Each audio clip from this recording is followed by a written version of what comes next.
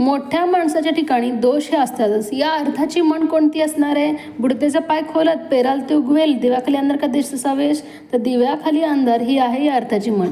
परस्पर दुसऱ्याची वस्तू तिसऱ्याला देणे या अर्थाची म्हण कोणती आहे? झाकली मूठ सव्वा लाखाची, शाणाला शब्दाचा मार्ग, उंटावरून शेळ्याकडे काळजी जीवावर बायजी उदार, आयजीच्या जीवावर बायजी उदार हे आहे या अर्थाची म्हण.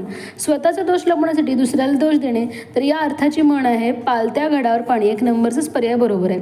अगोदरच संकटात त्यात आणखी भर म्हणजेच काय? दुष्काळात 13वा महिना.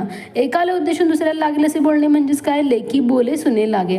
तर पहा, म्हणी व त्याचे अर्थ हे या परीक्षेसाठी खूप महत्त्वाचे आहेत. आपल्याला सतत वाचन करायचं आहे, कारण कधी प्रश्नामध्ये आपल्याला म्हण विचारतात तर कधी अर्थ विचारतात.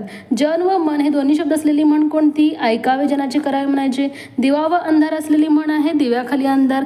तळे व पाणी असलेली म्हण आहे तळे राखी तो पाणी चाकी. आणि वासरू आणि गाय असलेली म्हण आहे वासरात लंगडी गाय शहाणी.